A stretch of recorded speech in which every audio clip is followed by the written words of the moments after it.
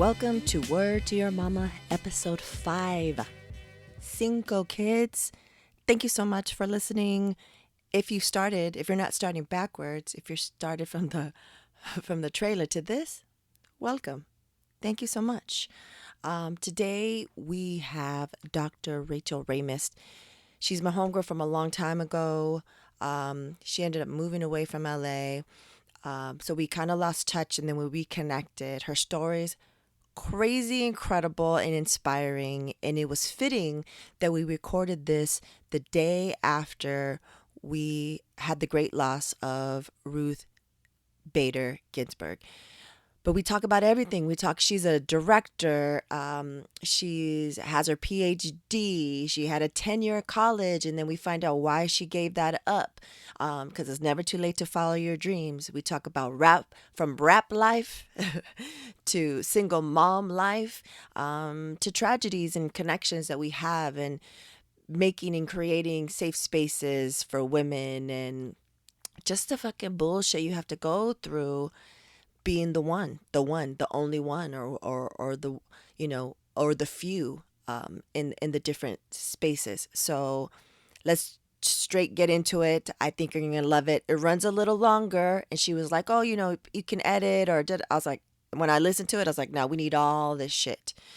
We could have talked for hours because her story. There's so much more to her story. So maybe we'll have her on another time. But I mean, just know that the gist is that she went from single mom, PhD, to getting a tenure professor situation, and then following her dreams. And now her credits include Queen Sugar, Greenleafand Roswell on the directing tip. So yeah, let's start it out. Let's get into it. Rachel. Dr. Rachel Raimist, thank you so much. I'm so happy, especially today. Today is the 19th. It's the day after we lost a huge loss, Ruth Bader Ginsburg, right? Supreme Court Justice. It's a huge blow, but I think how trash 2020 has been, I think it's a huge loss, but at the same time, it kind of puts it all in perspective that we're tired as fuck, but we have to keep fighting. And I think you're an amazing guest to have today, because before we get into what I'm sure a lot of people talk to you when they interview you and stuff is the Ava effect, I want to talk about the Dr. Rachel Raimist effect, okay? Because I found out about you. I had just moved up by myself, living in K-Town in slumlord studio apartment, and I didn't really know anyone up here. So I was just finding my way through the music industry and stuff and going to different events solo. So I remember I went to some UCLA Dusk, RIP Dusk. He told me about it was a hip hop conference or something at UCLA, and he's like, "Oh, you got to check out my homegirl's film. They're gonna show it there and come through." And I just met him, I didn't even know him that well, and it was it's called Nobody Knows My Name, and this was 1999, 2000. Yeah, over And 20 years ago. right? Girl. And I was like, okay, cool. So I go there, and I don't know if I met you there, maybe at the after party or something, but I remember that was my intro to you, and I was like, yes, all of this fucking yes. I'm looking for women, and I talked about this in an earlier episode with people, Rachel and Elisa, and just talking about to find that cross section of people that understand me on multiple levels, where it's, hip hop, that vibe, that aesthetic influenced our lives so much. And the vernacular and all that goes with it. I kind of had to go with guy friends to get me on that level. But here I go, and I was like, yes, this is what I'm looking for. And then I met you, and I'm trying to remember how we actually met, but I was just like, what is this? She's dope. She's amazing. I need this. And then when I finally met you, I don't remember exactly when, but I remember we bonded on like different levels. So you are one of those people, Rachel. And so let's talk about it. So Thank you. Yeah, I don't remember exactly where we met. I think my earliest memory, we were like driving home from somewhere. And that's when we really started to talk and connect about community, being, the few women in this space, so full of men. I know we connected on having lost our mothers to cancer very young. I know we yes. connected on dating in rap life. I know we connected on like so many levels. And yeah, today's a tough day. Yeah, the loss of RBG, and even thinking about the loss of Dusk. Dusk was someone who,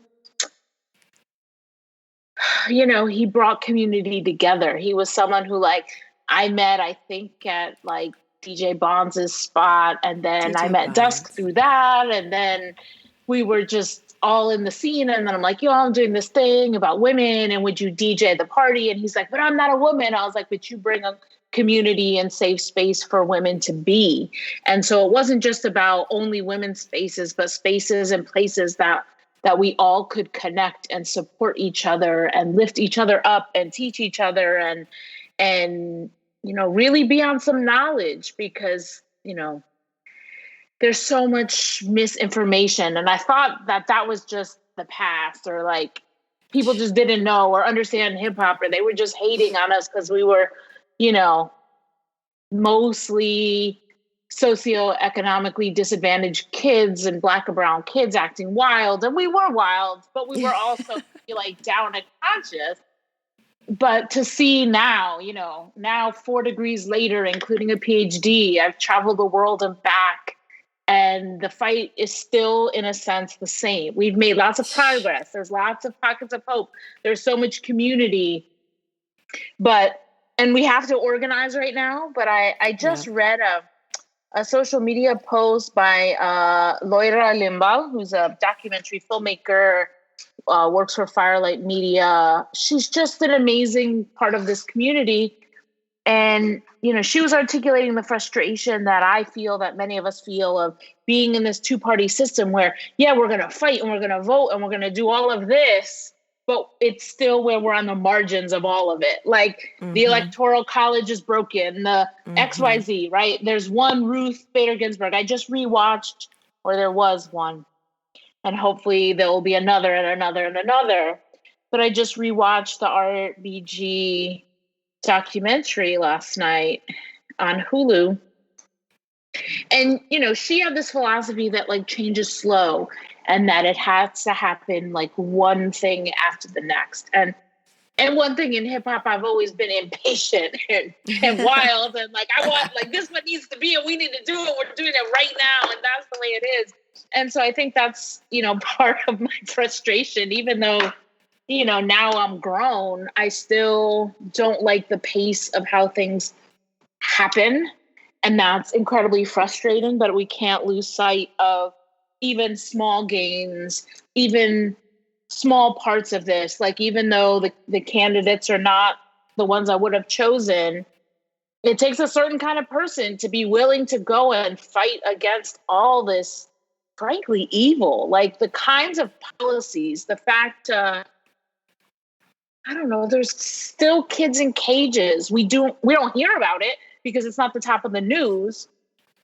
And like, you can't trust the news. You don't even know. Like, so now the things that I always believed in, like science and established news sources, like we're living in a time where like, I don't really know. Like I have to do research on the research. Please believe inside it. of the information. And so, it's really wild times.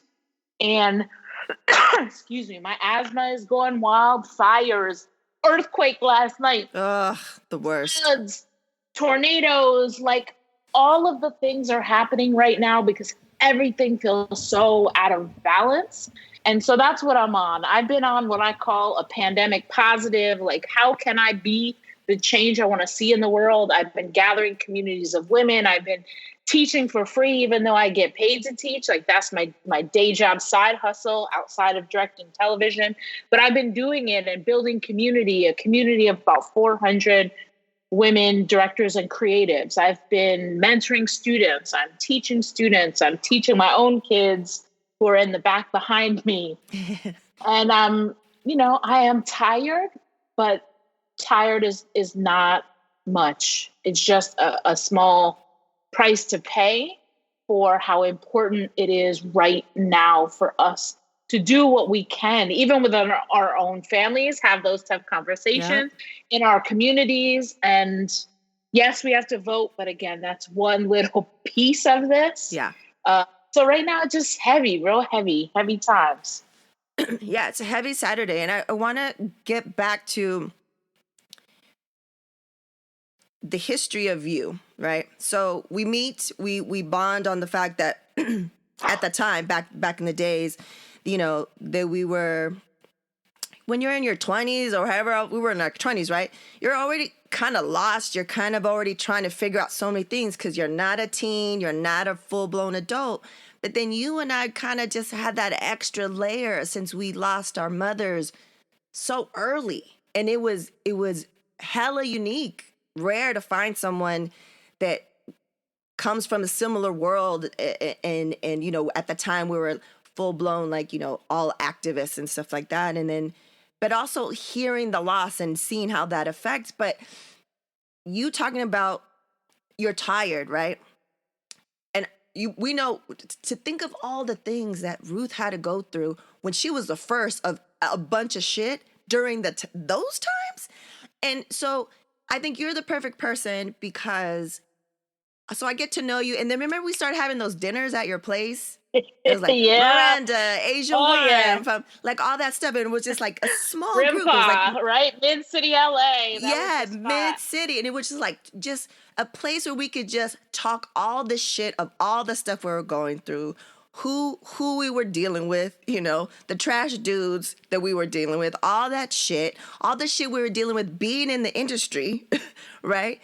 But at the same time, you're over here single mama in it.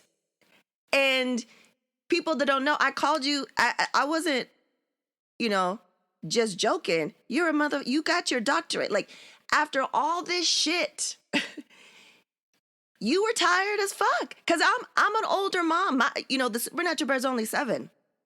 I can't imagine being in my 20s, being a mom, a single mom in this fucked up industry, and also going out and getting an education first and foremost, and then going to the next level. How did you do that?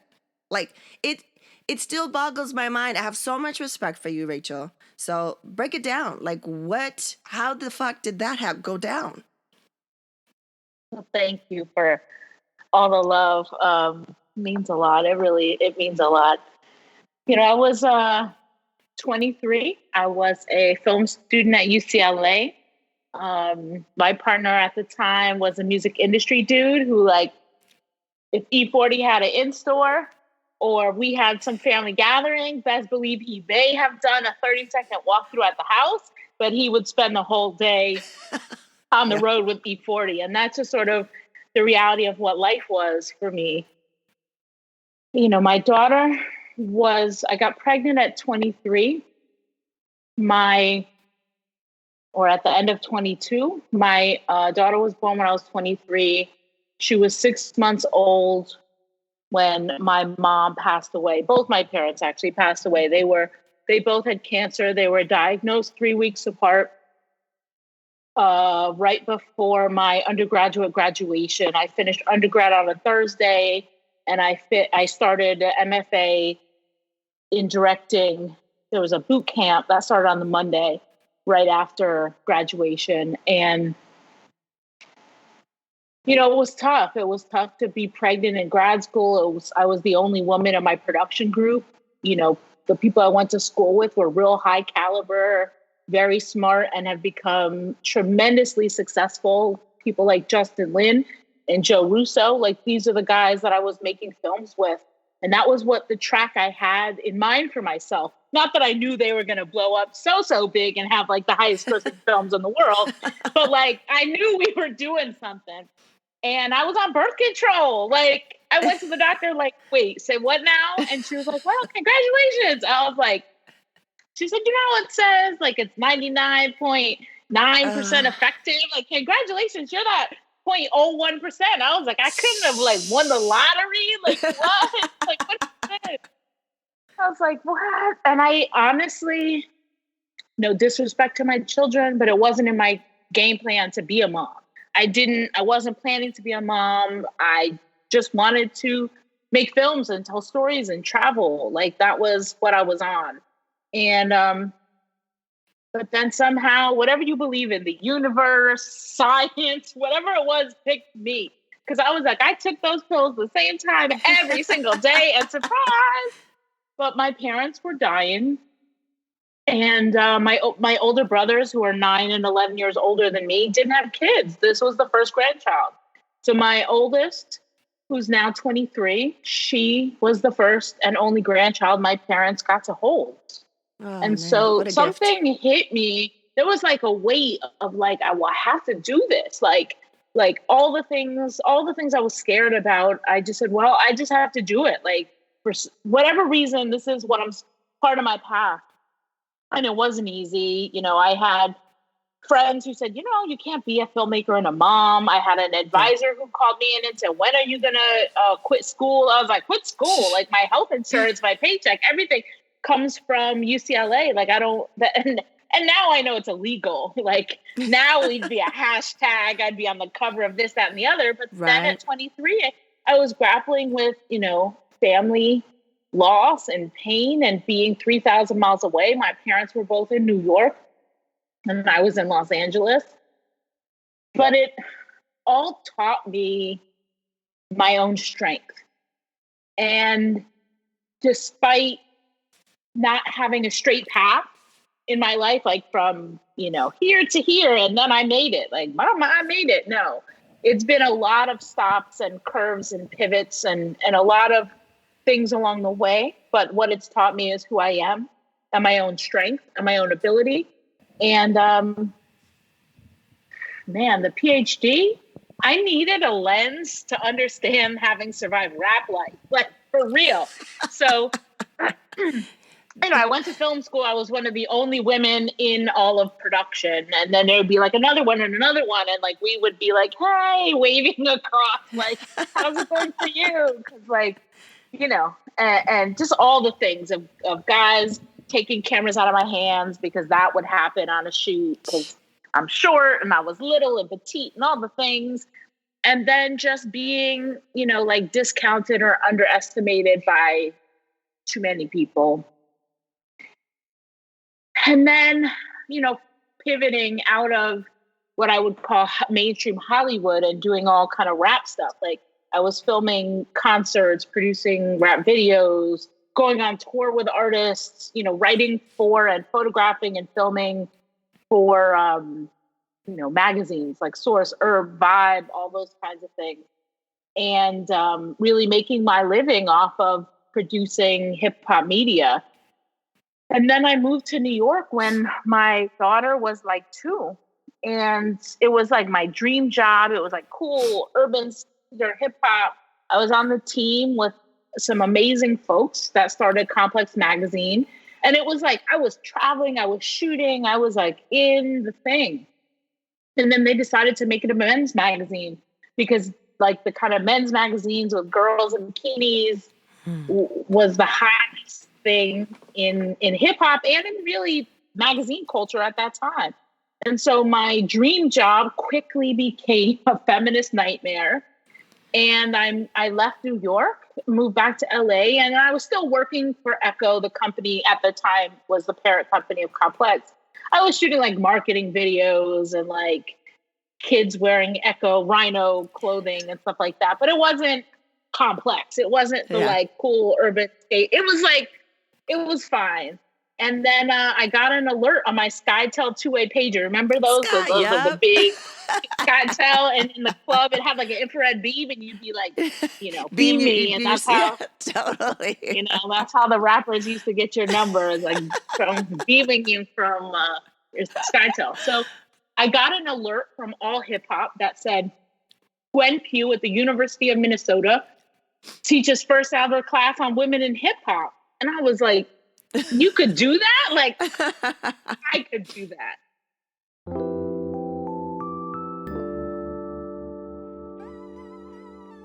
Staying competitive in these dynamic times means having the right technology at work for your small or medium-sized business. Whether your goal is to grow, downsize, or modernize, Panoply BPO provides the right combination of tools, support, and affordability necessary to make it a reality. Visit panoplybpo.com. That's PANOPLYBPO.com to schedule your no obligation consultation today. Mention WTYM and get your 13th month of service for free. panoplybpo.com. There is a better way.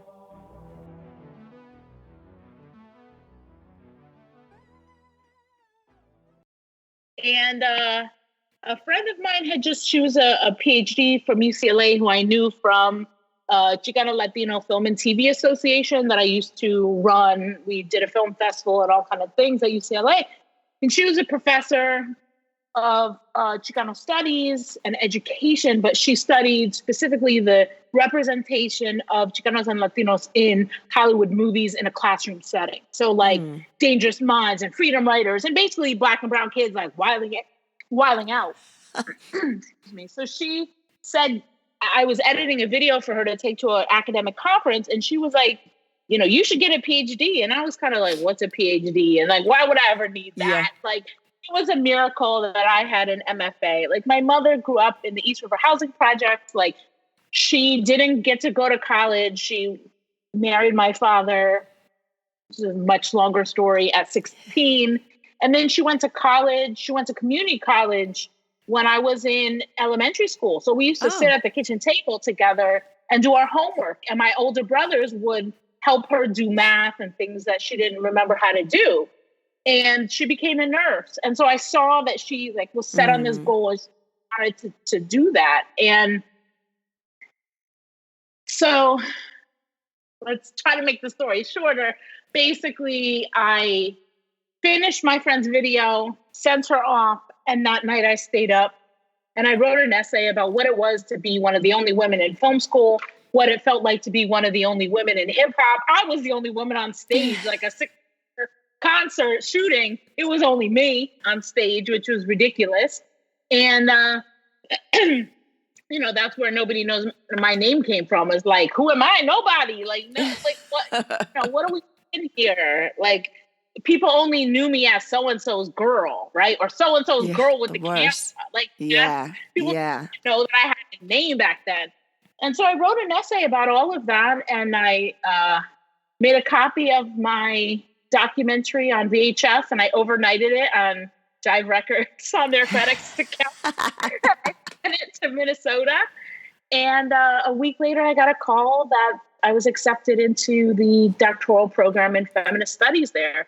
So I got real nervous and deferred a semester because it was crazy. But then I moved from LA in a heat wave to Minnesota in January, and it was like 20 below zero. And I was like crying, and I was like, I'm not going to make it. And to his credit, that record label dude, he overnighted me a Avarex floor-length coat and was like, put on a coat and stop crying. Like, you can do this. Like, I needed that. I needed this expensive coat. And I just said, I needed a lens to understand. I needed language and a critical lens to understand what I had survived. Because, man, like, it's just tough. Like, for a lot of these spaces, you're either like, now with my, feminist PhD language, it's like you're either in collusion with your own oppression on some bell hooks right there. Like either you participate in this space that keeps you in these little tiny boxes where you only can be the wife, the girlfriend, the side chick. Like, or Compartmentalize. That's it. and so I don't know what it was, but something inside me, I just had to keep going. I felt like this was the way. And truth, being a graduate student and then being an instructor allowed me to be very present for my daughter. I would pick her up from school. I was able to, make dinner and help her with her homework and be there when she was in rock band at school and in all the school plays and both filmmaking and rap life are not always conducive to being present. And I wanted to be a present mom. And then while I was getting my PhD, I met somebody and real complicated story and person. And then I got pregnant with twins. And then I lost one of the twins. And then my son was born. And then the dad had a lot of life problems. And I finished in Minneapolis with 2 more degrees. So I had an MA in women's studies and a PhD in feminist studies, and now single mom of 2 kids. So I went on the job market and decided I was just going to be a professor because that seemed to be the most stable path for what can I with 4 degrees, now a house and student loans, because even with scholarships and funding and this, that, and the other, it was still incredibly tough. And I amassed a house, not like a LA house, but like a Midwestern house or a big house in Alabama, but a house nonetheless. So my mortgage payment is for my degrees, which is cool, but I don't own a house or whatever. So long way said, I think it's something that I realized I'm the kind of person I need to understand what's happening. When something is going on, I'm like, what? I have to break it down. And going to school was the way. It gave me access to tools. It gave me access to resources. It gave me control of my time and schedule where we weren't living big, but we were living safe and comfortably and funded to travel to conferences. And so my kids always felt, I think, a really middle-class life where they never knew there was $3 left to make it. And I'm had a mentor who would just slide me grocery money or help me with this, that, or the other, or those kinds of things. So it wasn't easy, but it was worth it. And, it's allowed me to have a lot of choice and control in my life, in a life that has been through a lot of stress and chaos and all kind of things. But I don't know. I'm rambling now. I'm a stop. No, I really thought it was I wanted to start off there because I think that's super important. And in your telling of all this, I just did this conference. Today's the last day. Is Wonder Woman Tech, right? And it was about diversity, inclusion, and all this stuff like that. And I did this mentor magic session, and I think it's all women in these spaces that they're the only one. They're the only woman. They're the only woman. Maybe add on top of that the only woman, and then maybe the only person at all of color, right? And so one of the things that I talked about when they were asked, it was a Q&A afterwards, and I was like, looking back, when I first got into the music industry, I set some boundaries. I was like, I'm gonna da-da-da-da. But because the patriarchy is so fucking ingrained in us, and we perpetuate it without even kind of knowing it sometimes. I'm like, nah, fuck that shit. But looking back, I was telling them there was a point in time where I thought, being one of the only women in this space, that I had to be one of the guys, right?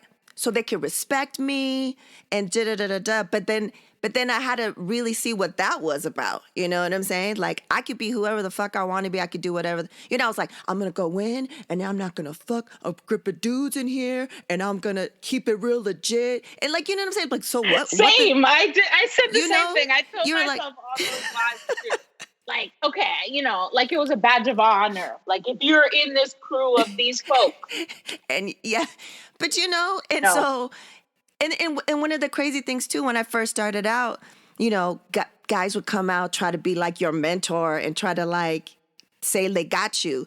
But then as soon as you turn around a second later, they're trying to get at you too. It's it's fucked up. And it's also because that, what you said earlier, I felt that shit because that's why I hid my relationship for mad years, because I didn't want to be, we're always, whose girl is that? How did you, oh, you got here because of that? You got here because of him. It's never because you fucking worked your ass off and you're talented and you got the skills and da-da-da-da. It's always like, so when I first started, and you know, we were together for a long time, but mad people didn't know, like for mad years.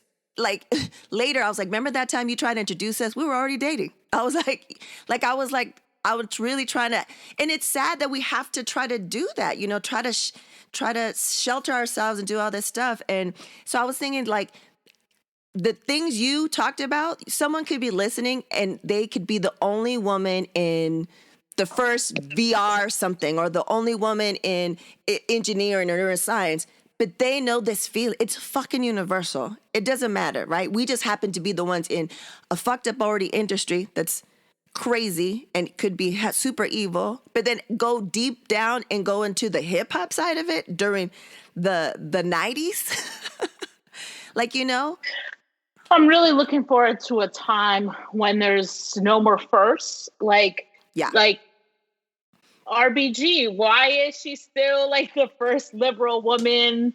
You know, she was the second woman on the Supreme Court, but like, we're still in this time of first, right? We're still, and it's like, man, can we push forward and at least shift that so that not every woman and not every person of color and not every woman of color has to continually be on display as the first and the only and the one who represents for all. Like, it's really exhausting. Yesterday, I got profiled by a new website, Latinx Directors, and it was about how have you been stereotyped in Hollywood? And I was like, oh, you know, and it's like, really, we're still on this time. Latinos in Hollywood, as a television director, I know I am incredibly blessed and privileged, but like, yo, we are 6% of all working directors in Hollywood. 6,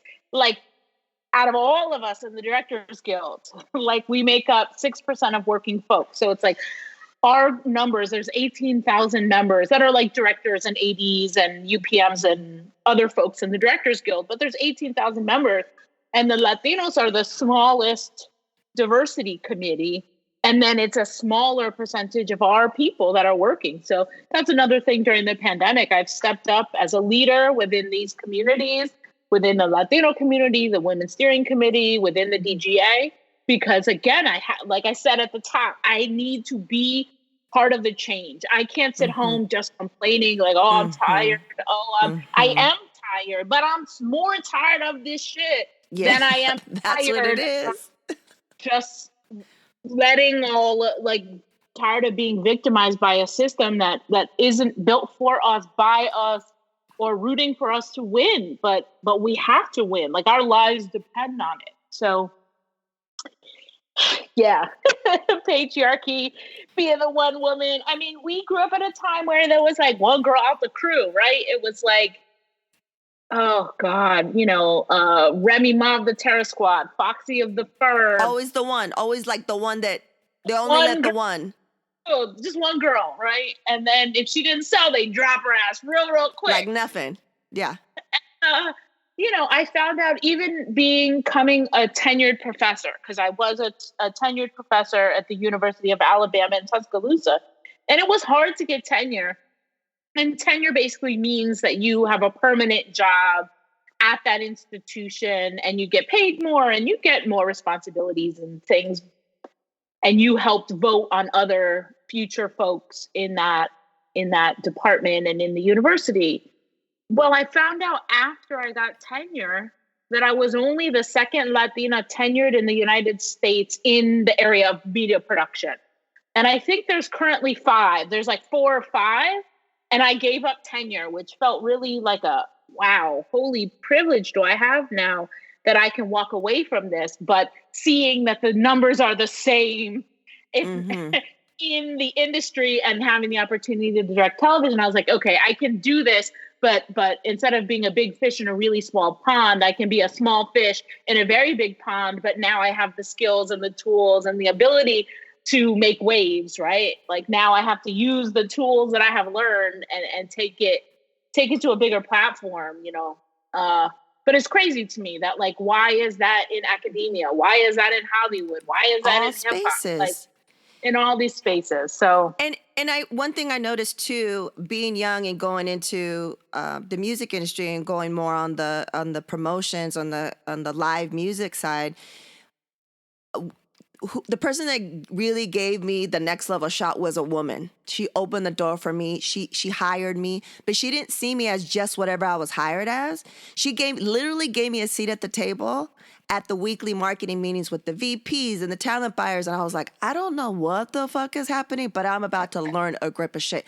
That helped me significantly. But she was a unicorn in that space during that time. First and foremost, there weren't that many women executives in high spaces. But at the time, it was that crabs in a barrel mentality. Because that's what was instilled in us. Like, I'm only the one. So nah, bitch, you're not going to come and take my place. It wasn't this let me lift you up shit that we're seeing now, which I love it. And we need fucking way more of it to rise up and dismantle these antiquated systems. But back then I saw that and I was like, I don't like that shit. You know, I'm not going to be like that. I don't ever want to be like that. And what you've always done from jump, you know, you had us all at your house, you know, you were a single mom doing the most. You always created these amazing spaces. And that is the fuel for creating all this change, right? Because I talked to someone, who did I talk to? Of all people, Arabian Prince the other day. And he was like, because a lot of people don't know, he like invests in tech a lot and he does all these things. And he's like, I want to be like a zombie in the zombie apocalypse. I want to bring you on, bite you, but help you to give you opportunities and money so that you could do the same and start programs to help where we were at as kids. And I was like, exactly. Like Rachel, you create those spaces regardless from jump, and you've always had that. And before we get into, I really want to get into the reason why behind why you gave up your tenure. You know, I really hate the fact that you and I and everyone before us, when we became moms, turned into, oh, it's a wrap for you, right? Like, and what frustrates me is that they say that, but also when I was becoming a mom for the first time, and it was for me an accident, like it was a surprise as well. And I was like, my life is fucking over. But people were like, oh, you know, people always told me people always tells women, stay in your lane. Let's just stay in your lane, right? You can't do all this shit. But dudes, like if we look at it, and I always say, you were about to get your, you know, you got pregnant and you're about to go into school and film school and all this stuff. A dude does that, no question. He becomes a dad, no problem. Because you know why? You and I, all of us, we could fucking dad that shit like nobody's business. Because you just, boom, right? So the fact that you use that as fuel and motivation is incredible. Do you know what I'm saying? Because you're like, nah, B, that's not a wrap. If anything, I got to provide even more. And that's the difference. I think people don't really see that. They see, oh, she's dope. She's a mom and she did this. Well, you know what all entails to be a mom? You had to think of trying to provide a safe space, trying to be present on top of that. You weren't dadding it. You know? So many layers to this. Okay. I started taking notes because I was like, okay, she's dropping so much right now. You know, you talk about visibility. Well, I was invisible in the music industry. I didn't even have an access to the seat at the table, but you know what? I made the marketing plans. I wrote all the retail reports. I ran a whole street team of dudes who, if you drove down Pico, La Brea, anywhere, those stickers we started those On the stickers poles. up from the ceiling to the, I was trying to figure out how do we not go to jail for all of this? Because I knew it would, like, they went wild in the streets because it was all these like young taggers and rackers that were like connected to this crew. But the crew was highly visible dudes. One who's like on TV now, like super famous, big network TV show dude. And people go, "Oh, did you see it?" I don't even want to say the company name. Did you see that? Yeah. Those dudes are killing it. I was like, those dudes, like, that's like, I did that. Like, one of the dudes on the crew said something like, "Oh, so-and-so dude is killing it." Like my dude at the time. And I was like, you like that? Like, that was me. Like, I wrote all the proposals that got contracts at every major record company. I was behind everything, but I was invisible. No one even knew. I remember I was filming at the Beat radio station, and there was a label guy in there talking about, he was repping all of our favorite rappers at the time. And he was like, "Oh, and we hired so-and-so promotions, and they just killed it in the streets, and da-da-da-da-da." And I sort of looked at the homegirl who I brought with me, who was like carrying my camera bag, because she knew that was all me. And here's the dude who's like the president of the label who has zero idea. I was just some girl with a camera in the way. And that's when I realized, wow, like, where do you, not that I want to be visible and get a pat on the back for every single thing I do, but the way in which we even understand history and who was important and how things worked, like, all of that has to be shifted. Like, we have to document what we're doing and how we're doing it and make these spaces, because I thought it was just me. And then it turned out it was like all of us.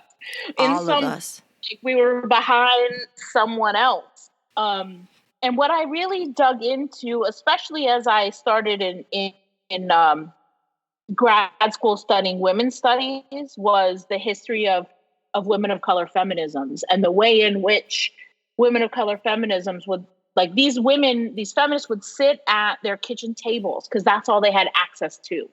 And they would use the tools that they had at their fingertips, and they would invite each other over. They would each bring food. They would like build and write and rock the kids to sleep while they were helping us to theorize and think through our everyday oppressions and try to really put into perspective, like, why and how and what and how to transform. And so, graduate school wasn't all roses. Like, some of the senior faculty, they insisted that the core of the program was the history of Western feminisms. And there was things needed to shift. And who's the one who's going to come in and not be quiet and make them shift? That was me, And even a like down conscious white feminist scholar who was like world famous called me "you people" in a class, and I lost my like, and then she ended up leaving and going to a different university, and one of my advisors, who's a woman of color, came in and was like, "You did that." Like, she couldn't hang that we brought all these women of color up in here. And I learned later that there were many votes against my application, and it took one Black feminist who was like, "No, this is my pick. Like, she will be here." And I learned later, it took a Latino mentor of mine, professor at UCLA, to be like, "She is my pick. Like, she will be here." Because I've always been told, like, no, this isn't for you. This is not. And then it just took one person to really use the power that they had and created space for someone else. And so, that's what I've been on. I remember the very first website that I ever registered. It's so silly, but I was thinking about it. It was called theconnect.com, THA, The Connect. And it was like links. It was just links to other shit. Like, oh, the ladies in Chicago were doing this. The women in the Bay are doing this. Like, the women in LA are doing this. It was really like I don't know. It could have been a spreadsheet of like URL link. But I didn't even know it at the time that my mission has always been to like connect people. And so, I still do that in my teaching. I'm trying to connect students with industry and with each other. In my work as a filmmaker, very collaborative, and in my organizing with, women filmmakers and even in hip hop. It's all been about building spaces and places and taking that kitchen table. I lost my point. In grad school, when I was studying Black feminists and women of color feminists and learning about kitchen tables and the kitchen table press and the feminist press, and I was having a tough time. It was not smooth. It was not smooth for me at all. But with other women of color grad students, we formed our own collective called the KTC, the Kitchen Table Collective. Our Amazing. kitchen table was like in a coffee shop, but we would sit and we would bounce ideas. They would read drafts. We would read drafts of each other's work. They read my dissertation and helped me so much, and even babysat my kids. So like when I would go film something or I would need to teach something, so we created the space that we needed, and your tribe, your village. And I think that's what we as women do. And I think that's perfect way to segue into, you're always creating these spaces for so many different people and these opportunities and connecting. And then when I was talking about earlier, how, we're it's shifting where now other women who are the only one or one of the few are reaching and lifting other women up. So let's talk about how the Ava effect got you to this point and how now you're back in LA and you're doing amazing things. So how did that go down? For people that don't know, break it down for them. So I knew Ava DurVernay way back in the day when I was running the streets with you. So she was a rapper in a crew, and I would go to the spot and it'd be like her and her crew and me and my crew of wild street team girls and photographers and whatever else.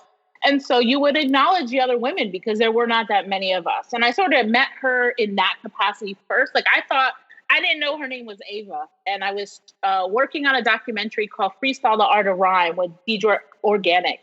And Organic was like, yo, I hired this publicist named Ava DurVernay.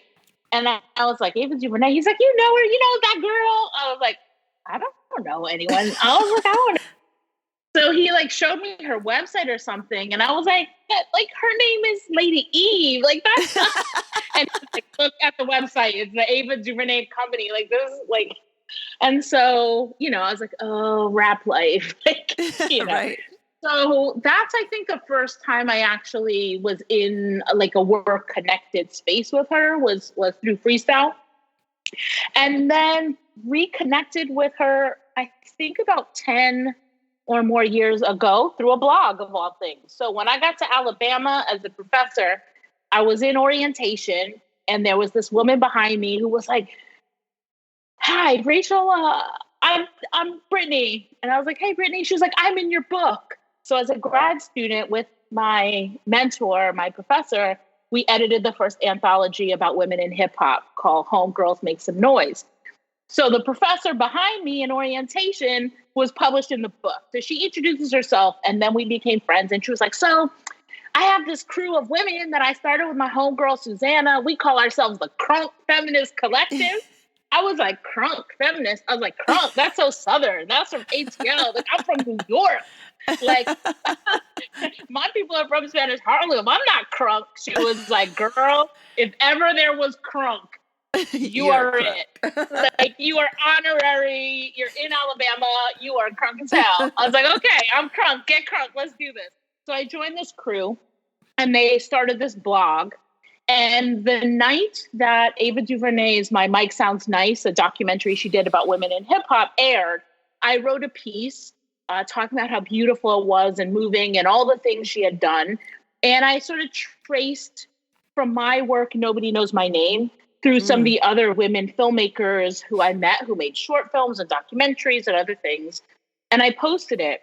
And, Ava, she's so smart. I am sure she had a Google alert before any of us said, because as soon as it posted, bing, she commented and was like, this is dope. Thank you for writing this.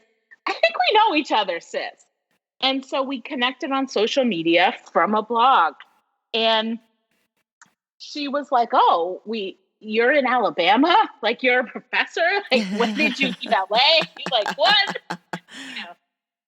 I was probably most unlikely to ever leave Los Angeles and move to the South. Like, that made no sense. But that's me. Like, if it's a challenge, if it's something totally wild and out there, I'm like, that sounds fun. Let me try that. Like, let's do this. And so she had roots in Alabama. Her family at the time was living in Alabama. And she was like, so we bonded over LA rap life. We bonded over some Alabama things. And then I said, I'm bringing a group of students to Los Angeles for a class to teach them about how to break into industry. Would you be willing to talk to the students? And she did. And, it was in that moment that I really realized that like, her generosity and her vision is bigger than herself. Like, yes, she has tremendous vision and talent and skill as a storyteller and a writer and a producer and a director, but also her vision is to transform the industry and then create spaces and places to help foster other people's visions. And that's what I had been doing as a professor for the last, 15, 20 years that I've been teaching. And so I was back in Tuscaloosa, and I had taken the students to Sundance Film Festival as another travel class, like the LA class. And I heard that she was in Atlanta casting for Selma, her big first studio feature film. And I just sent her a message like, hey, sis, we're doing this film festival. Would you be willing to come for the weekend? The film festival is called Black Warrior, So she pictures fists up Black Warrior. It's the name of the river in Tuscaloosa, Black Warrior River. That is hilarious. And she still doesn't let me live that down. Like, I got your Black Warrior. Like, yep, here are my 3 Black students. Like, But anyway, she came. She was so generous. I connected her with so many students. She talked about her experiences reaching levels of success, being the first Black woman to win the top prizes at Sundance, and how that still didn't open doors. It took someone saying, no, we want her to do this, and fighting for her to get this, that, and the other, and get her first episode of television. And after that, she hired several of my students for their first PA jobs on Selma. Awesome. And she ended up a couple months later after Selma hiring my mentee, who goes by Shooter. She hired Shooter to be her assistant. So I'm coaching her and withdrawing her from all of her classes. Cause when you get recruited to the A team, you go. Yeah. Hey, so I withdrew her I was calling the registrar, hi, this is Dr. Raimist. How do I drop a student? No, not drop a class. Drop her whole schedule. She's out of here. She's going to New York. And so she ended up working with Ava on several projects. She was on the set of Queen Sugar, where she was the first teen PA. That's the person who was working with the main cast. And she posted a picture on Facebook with Nima Barnett. Now, Nima is legend. She is an important director, an incredible director, but also, again, one of the first Black women to direct network television. It was her and Debbie Allen, I believe. Debbie had done Fame, and she had done, I can't remember her first show, but it was around, she was doing stuff like Different Worlds and those kind of things. And Nima taught me how to direct at UCLA. She was my professor. And so then I was like, Nima taught me, and I taught Sierra, full circle. And they were like, what are you doing? Come to set. So I took my son to a friend who watched him, and my daughter and I drove to New Orleans, where they shoot, and hung around. And Ava showed up that day. And I was like, what are you doing? She was like, what are you doing here? This is my show. I was like, this is episode 6 or 8. Why are you here? It was a funny moment. And my daughter's cell phone rang. It was vibrated. It was on silent. They were shooting. Okay. But it vibrated in between takes. And she answered the phone, and it was the Television Academy. She had gotten the Emmy's internship in public relations. And she became a PR major because she heard Ava say, as a publicist, she got to see everybody doing everything, and being on set was her film school. My daughter wanted to work in music, even though I have music industry trauma. That's her passion. And there wasn't a major in that at Alabama. So she became a PR major, applied for the Emmys internship, and is standing next to Ava DurVernay when she gets the call that she gets it. And she was a freshman. Like, she really had no business with this top industry, best internship in television. But, you know, she started college and high school. She's a little bit of an overachiever like I am. Motivated, highly motivated. So anyway, she's hugging Ava. They're having a whole moment. And then Nima's like, so, Rachel, what's up with you? I'm like, and immediately I felt like my 18-year-old self. Like, yeah. me. I was like, I'm a tenured professor. I run an amphitheater for the mayor in Tuscaloosa. I like run the whole video crew and change my students. I run an art organization, a nonprofit that helps students turn like ideas into action. I run a class that goes to Sundance. I take students to LA. And she was like, you were one of my best directing students. Like, basically, what have you done lately? Yeah.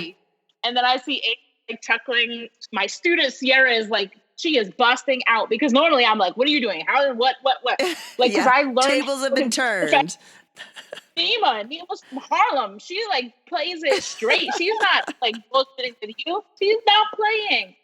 And in that moment, I share all this to say, I think it was in that moment that Ava realized that I had given of my own dreams, and all of my dreams were in students.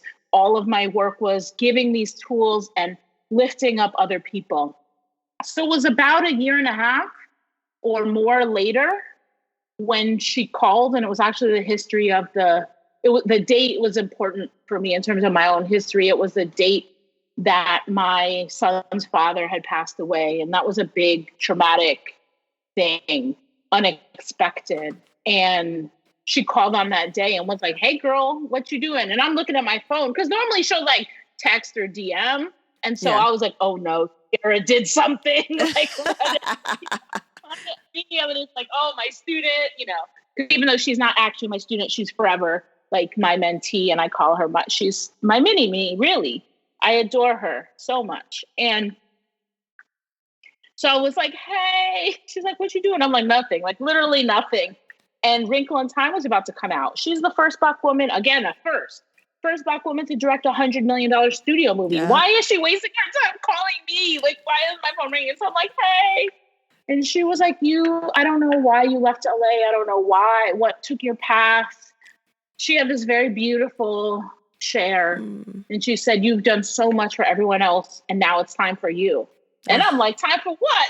I'm still clueless. Like, what? I'm thinking Sierra's about to break to the next level, and she's asking me to mentor her. Like, that's my mind state, is I thought my role in life was to be in service of other people and lift other people up and give my gifts to help nurture other people. And she was like, no. I want you to direct Queen Sugar. I was silent. I was like, wait, what? And then she was like, you watch my show? Like, you like it? I was like, I love it. I've watched all the seasons that are out like multiple times. Like, it's a beautiful show. I was like, I just need a minute to like catch up with this moment, because I never in my life thought I'd have this chance. Like, even back then when I went to one of the top film schools, when I was with the top dudes, when I was at what I thought was my peak at that point in my 20s, I still never thought like directing network television would be possible for, quote, someone like me. And I looked at the other directors, like they had features at Sundance and South by, and they had award-winning short films. I hadn't even directed anything scripted outside of like student work or whatever in 10 or 20 years. I had been doing docs and live events and music videos and blah, blah, blah. But still she didn't even care. She just knew I had it in me. Yeah. And, you know, I feel like the Ava effect is both opening the door, but also supporting you on the other side of that door. And then that you take the gifts you've been given and you have to then plant seeds and water them, foster it, and then pay it forward. That's, for me, the Ava effect. There's so many levels to it. The Ava effect is not just, here's a shot like a TV show. It's like she created the kind of set that I had never been on in my life. It was so diverse and inclusive and supportive. The producing director, who was like the in-house director, calls in advance. That was Demaine Davis, who is just brilliant. She's a brilliant director, but also became a mentor. So we talked on the phone for hours before I got to set. They sent me lookbooks of like Ava's favorite shots from the previous season. Like the showrunner, Kat Candler, was incredibly generous. Like, do you have any questions? Do you need anything? Like, that's not the typical experience of television. And then you get there and there are folks supporting you. And the set looked like the world. It didn't look like the sets that I had been on when I was working in the industry. Like, I would work as a PA and other things when I was in college. And the sets didn't have a lot of people who look like us and didn't have a lot of women directors at all, and especially not folks of color. And so I think she's building the world she wants to see in television and beyond. And then, you know, the Ava Effect has given over 35 women directors of all different races and ethnicities and backgrounds our first episode of television. And then, to my knowledge, almost everyone is still working, making films, and almost everyone has had second, third, fourth, and 15th episodes and more from this opportunity. So the Ava Effect is opening the door, supporting, and then paying it forward and you know, passing it on. That, you know, Hollywood is a real, Hollywood is a business where everything is like secret and there's very little transparency of how do things actually work. And people just hold and hide, just like in hip hop. Are like, oh, there's only room for me in this crew. Yeah. So if I tell my secrets, you're going to steal it from me. Now I'm like, oh, let me share. Like before I did an episode of a show, I called another Latina director and said, hey, girl, I heard you did this show. Can you talk me through what it's like and how it's different from Queen Sugar? Because she was another Queen Sugar sister. And she talked to me for about an hour and saved me so much trouble that she went through, of all the things she had to navigate, because this next show, while it was down and dope and folks of color, it wasn't Queen Sugar, which was a very special set and very special environment. So that's why now I teach workshops to other women directors to make it transparent. Like, what happens in a general meeting? How do you get it? What is this? What kind of things do they ask you? Like, what does it look like directing television? Like things that I didn't know until someone else taught me. And now I'm like, let me help, let me support, let me teach you, because I don't feel like there's only one episode and we're fighting for it. It's like, there may only be one episode on this show. If they pick me, it's because I'm the right director. If they pick you, it's because you're the right director. Like if they don't pick me, it wasn't for me. So I don't feel so much pressure, but also I have a side hustle. Like my PhD, nobody can take that from me. Right. So I still teach, I still speak. I get hired to do other things.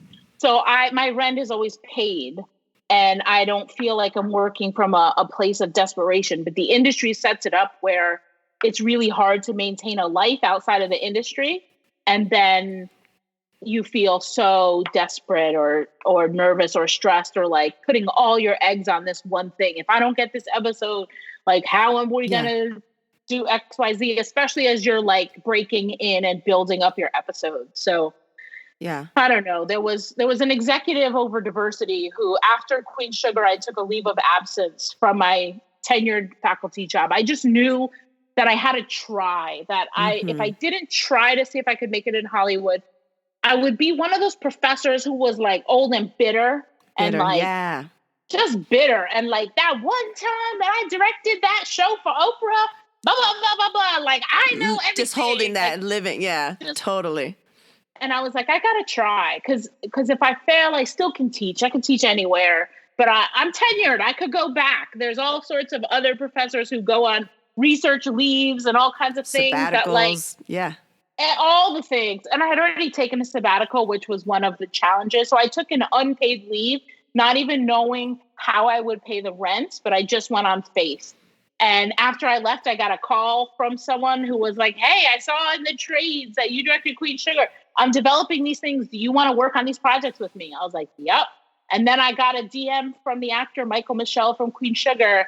who, I mean, she's just legend and brilliant and amazing. Yeah. And she was like, I saw that you're doing a GoFundMe for your DGA fees, which is a whole nother thing of like the level that it takes just to break Right. in. Like your initiation fee is 12 G's. I don't have 12 G's, like just sitting ready. And then they're like payment plan. I was like, on top of all the credit cards, student loans, all the things my kids need. Like it was a whole nother level. So, but people showed up for you. Let me just say that people like, showed up. People I had to showed follow up because my faith, though. yeah, you did, but it was the right move. People showed up for you because everyone, what I see, what Ava sees, what we all see, all the people you've helped, all the people you've touched, showed up for you. Girl, I posted it once on Facebook and once on Twitter. And then folks like MJ Walasia, she took it and went running, and anybody, whoever I gave anything to, she was like, you owe her. So like people, all kind of rap life people were retweeting and all kinds of things. And it did not take long. And I raised all the money and paid my fees and paid to move my stuff from Alabama to LA. And then, an executive told me, oh yeah, the first episode is real hard to get, but really the really hard one is your second episode. Because people think, well, your first episode, someone could have helped you, right? That could not really be you or your work.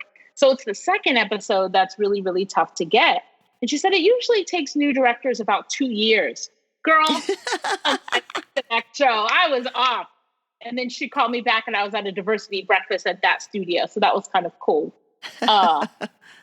And then now I am 2 years in and I am booked on my 6th episode. That's so right. In about a month. That's right. That's what I'm talking about. Like, your story is so fucking inspirational. That's why I was like, I need to have you on. I need you to touch upon everything, like from the rap life to, teacher life to mom life to being underestimated, being told to stay in your lane, being at a point where you're like, am I too old for this? Like, I'm not the 20 something. And just saying, you know what? And I think that's what's important. I think you and I and a lot of people in our group that we've known, that's something that we're just like, you know what? Fuck it. Yeah. You just gotta what do I do have it. to lose now? What do I have to lose? Like, my kids now are, grown. My daughter is an adult. She is grown. My son is a teenager. He'll be in high school next year. Like, he can feed and shower himself now and mostly do his own homework. He's better at his homework than I am, but it's just getting him to sit down and focus and do it. That's, but I have a whole community who's helping me and lifting me up. And a former student comes and stays with my son when I have to travel and go on location. And my other friends bring my son to me so that we can visit when I have time off on set. And like, we're making it work. It's not easy. It is not easy at all, even at this level, but why not? I am on some like, fuck it. Why not? Why not me? Why not us? Yeah. So because you're going to continue, whatever you do, you're going to continue to have these spaces, lift so many up and pay it forward. And I really appreciate it. I know you got to go soon, but do you have time for the not so rapid fire questions? I'll break it down and won't ask you all of them. Yes. Okay. I will try to rapid fire. Okay. Brevity is not always my strong suit, but I will work on short. Okay, so I'm going to ask you, I'm going to skip number 1. I'm going to go to the second one. What's the best piece of advice you've ever received so far up to this point?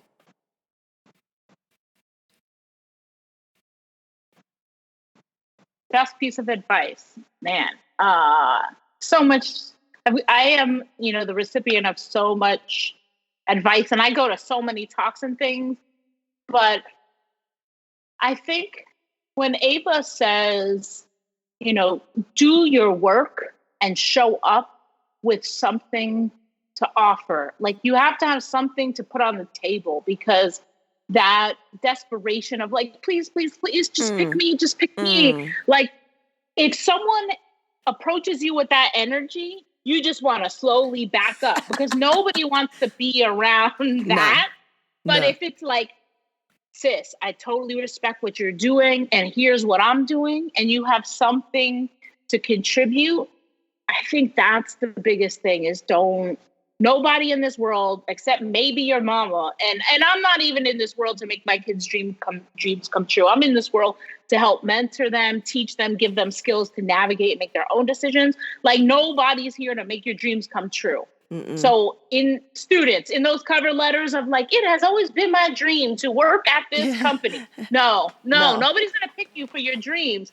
People are going to pick you for who you are, your vision, your worldview, your hustle, your energy, your passion, and what you can contribute to the project. So be about something, have something to bring to the table. Yeah, that's great. That's fantastic.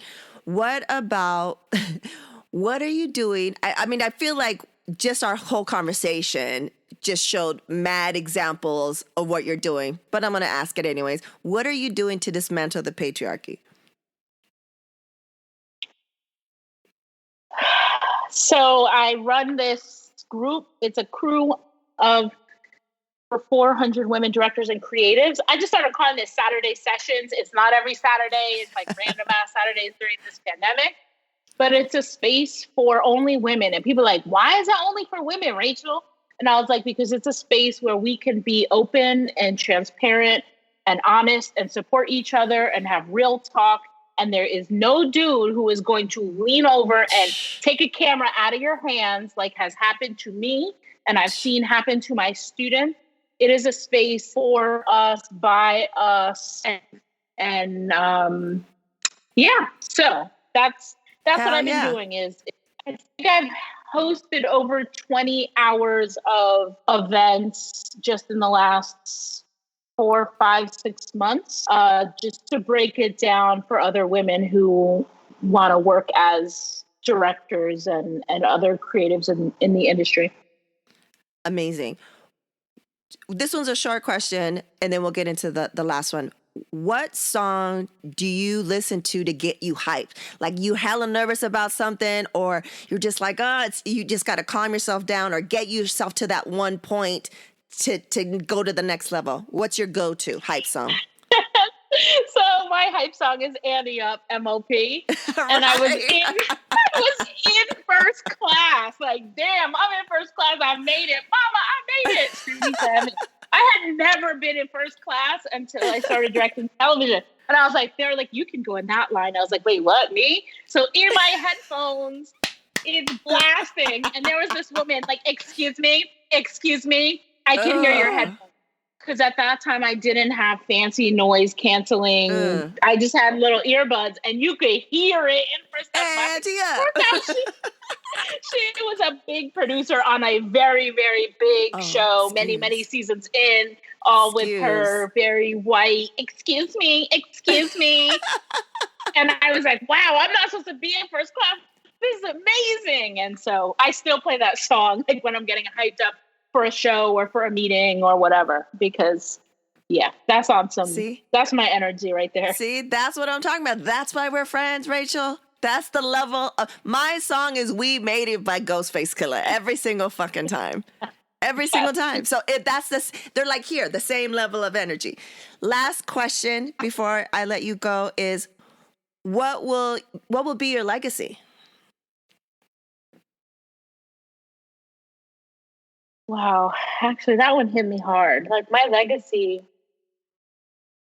is my children and what they do in the world. Both of them are real, amazing people on some very different stuff.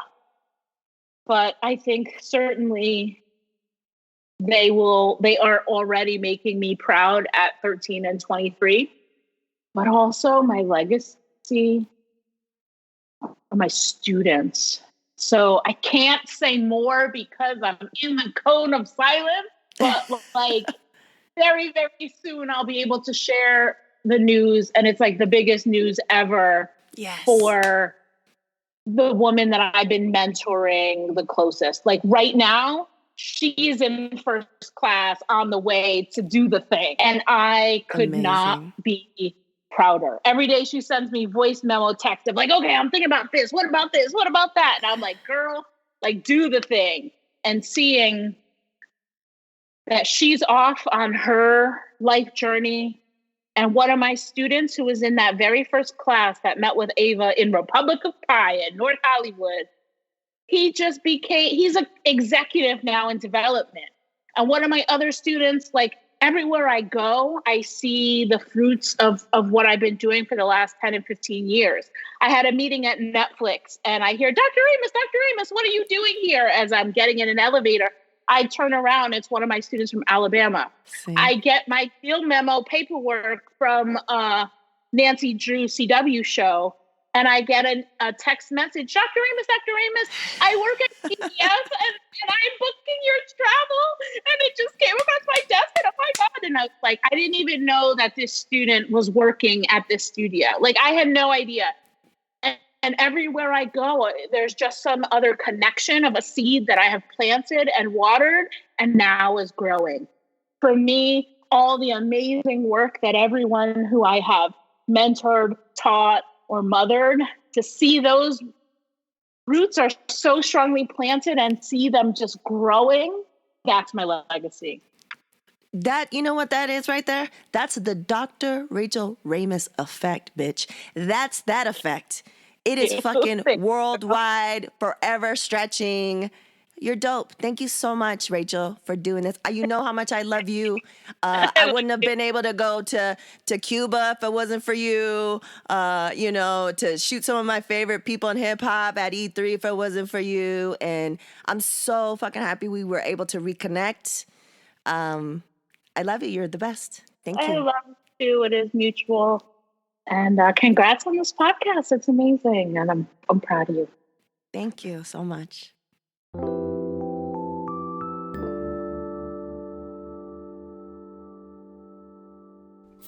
Hi, my name is Lilian Rivera, and I am an author. And my latest young adult novel is coming out September 15th. It's called Never Look Back. It's a retelling of the Greek myth Orpheus and Eurydice set in New York with Afro-Latino characters.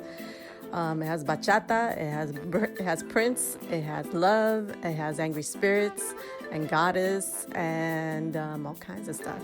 So that's it. What's up?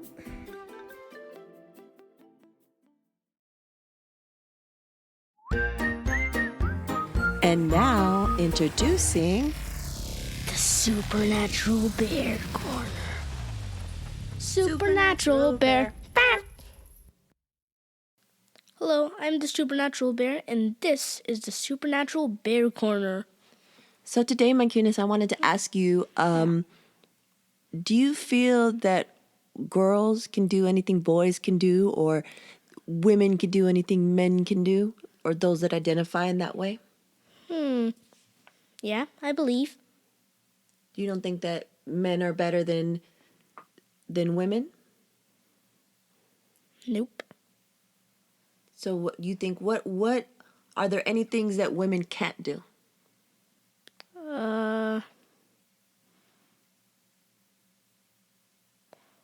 Well, all the things women can't do, men can't do either.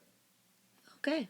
And all the things men can do, women can do. All right. Well, thank you. Say bye to the peeps. Bye, everyone.